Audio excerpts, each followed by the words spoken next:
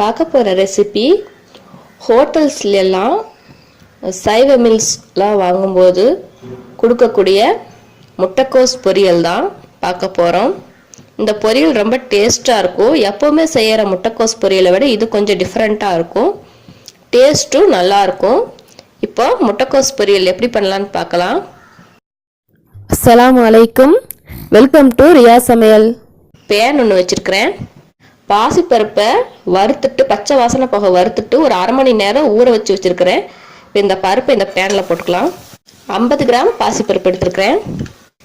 இது அதுக்கு தேவையான அளவு தண்ணி சேர்த்துக்கலாம். பருப்புக்கு தேவையான அளவு சால்ட்டு கொஞ்சமாக சேர்த்துக்கலாம், பருப்புக்கு மட்டும். மஞ்சள் தூள் ஜஸ்ட் ஒரு பிஞ்ச் அளவுக்கு நல்லா மிக்ஸ் பண்ணிக்கலாம். பருப்பு ஜஸ்ட் வேக மட்டும் செய்யணும், குழஞ்சிடக்கூடாது. அப்படியே முழு பருப்பாகவே இருக்கணும். இது வேகறதுக்கு ஒரு 5 நிமிஷம் ஆகும். இது வேகட்டும், வெயிட் பண்ணலாம். ஸோ பருப்பு வெந்துருச்சு, இதை எடுத்து வச்சிடலாம். அப்புறமா இதை சேர்த்துடலாம். கடாய் வச்சுருக்கிறேன். இதில் 2 டேபிள் ஸ்பூன் அளவுக்கு ஆயில் விட்டுக்கலாம். எண்ணெய் சூடாயிடுச்சு. இதில் கடுகு 1/2 டீஸ்பூன் போட்டுக்கலாம். கடுகு பொரிஞ்சிருச்சு. கருவேப்பிலை சேர்த்துக்கலாம்.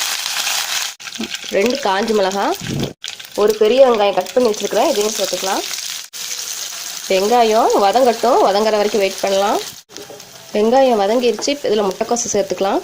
150 கிராம் முட்டைக்கோஸ் எடுத்துருக்கிறேன், நீளமாக கட் பண்ணியிருக்கிறேன். இப்போ இந்த முட்டைக்கோஸ் இதில் சேர்த்துடலாம். மீடியம் சைஸ் ஒரு கேரட்டை துருவி வச்சுருக்கிறேன், இந்த கேரட் இதில் சேர்த்துக்கலாம். ரெண்டையும் மிக்ஸ் பண்ணிக்கலாம். 1/2 டம்ளர் அளவுக்கு தண்ணி சேர்த்துக்கலாம் இந்த காய் வேகிறதுக்கு. காய்க்கு தேவையான அளவு சால்ட் சேர்த்துக்கலாம். இது நல்லா மிக்ஸ் பண்ணி விட்டுறலாம். குக் ஆகிறதுக்கு ஒரு 5 நிமிஷம் ஆகும். க்ளோஸ் பண்ணி வச்சிடலாம். இது வேகட்டும். காய் நல்லா வெந்துருச்சு. இப்போ இதில் இந்த வேக வச்சு வச்சுருக்க பாசிப்பருப்பை சேர்த்துக்கலாம். எல்லாத்தையும் சேர்த்து மிக்ஸ் பண்ணிக்கலாம். தேங்காய் துருவல் சேர்த்துக்கலாம். நான் இது 1/4 மூடி தேங்காயோட துருவல். இது பொரியலுக்கு தேங்காயை மிக்சியில் அரைச்சி போடுறதை விட துருவி போட்டோன்னு சொன்னால் நல்லா டேஸ்ட்டாக இருக்கும். நல்லா மிக்ஸ் பண்ணி விட்டுக்கலாம். தேங்காய் சேர்த்துட்டு அதிக நேரம் குக் பண்ணக்கூடாது, 1 நிமிஷம் வச்சுருந்தா போதும்.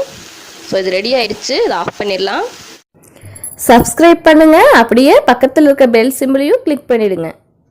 ஹோட்டல் ஸ்டைல் முட்டைக்கோஸ் பொரியல் ரெடி. பார்க்குறதுக்கே ஒயிட், ஆரஞ்சு, எல்லோன்னு கலர்ஃபுல்லாக இருக்குது.